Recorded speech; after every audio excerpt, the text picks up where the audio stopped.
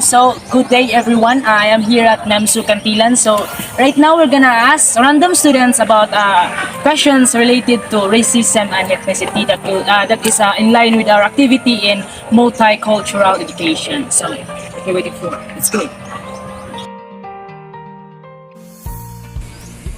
Bitaw, grabe no? Grabe kayo no? Yeah. Good afternoon, ladies and gentlemen. So, I am Karl Mark Sahulga from BSED 3D. So, can I ask you a question? Yes. Pwede po, pwede. Yes, pwede po. My question will be a series of 3 questions related to race and ethnicity. So, may I ask your name? Ako po pala si Jake. Ira, Julie, So, for you, Mr. Rodinas, how does for your in your own opinion or your own perspective, how does race and ethnicity shape your identity? Para po sa akin, every individual has a differences and diversities in terms of ethnicity and race, especially in our culture. So each of us lives, or each one of us lives in different community or different places, but we have also differences in terms of our cultures, ethnicity and race. So how this ethnicity and race shapes us or shapes our identity, no?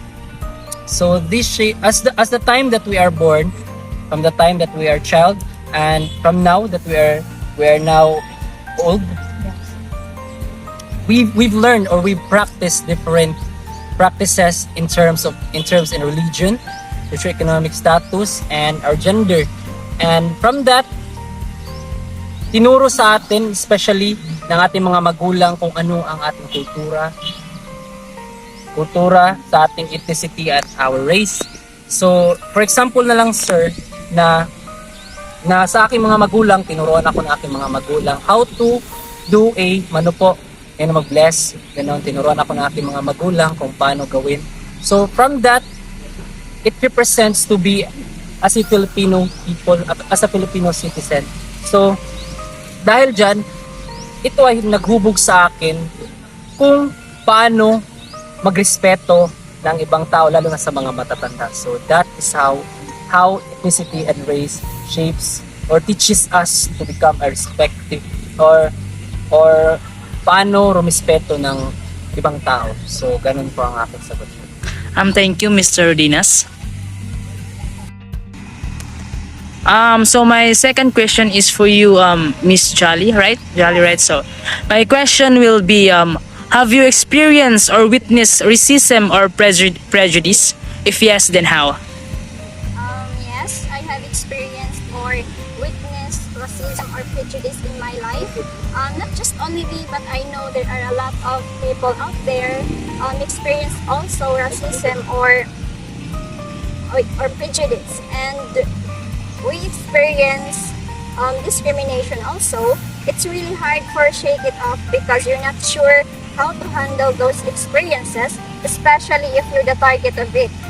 Not only us, but there are a lot of people, especially the indigenous people, for instance, and we have witnessed that every indigenous group living in our society experience racism, and they are treated differently because of their race or ethnicity, especially in the color of the skin, in the way they speak, look, and also in their beliefs.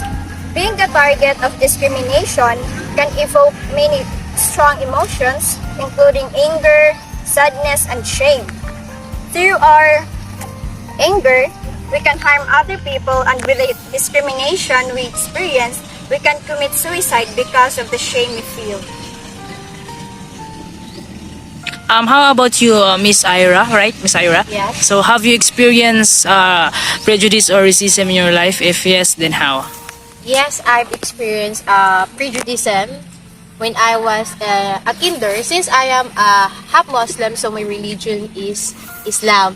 And in my kindergarten years, I was prejudiced in a situation where they called me a terrorist. It's because, a Muslim is a Muslim. And another thing is, there is a situation where we are praying and we are standing up, so the chairs at the back, or my chairs, they take it away, and after the prayer, I was already on the floor.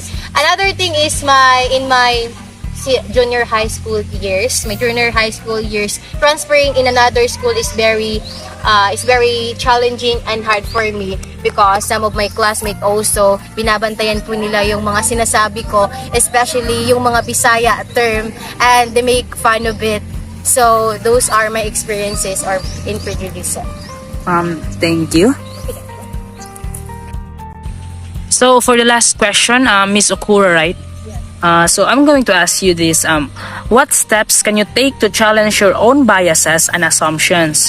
How have stereotypes and implicit bias affected your interactions with people from different racial and ethnic backgrounds? So to challenge one's biases and assumptions, it is important to first recognize that everyone has biases and that they can have a significant impact on our thoughts, feelings, and behaviors. So one strategy for challenging biases is to actively seek out and listen to have diverse perspective and experiences, including those people from different racial and ethnic backgrounds. And also, seeking out conversation with people from diverse backgrounds or exposing oneself to different cultural experiences. So I am now here at NEMSU Cantilan. So I am here with the students of NEMSU Cantilan. Say hi. So thank you everyone for your time, and I hope that we can learn something from today on how to be let's just say empathetic about one's culture and ethnicity. Bye bye.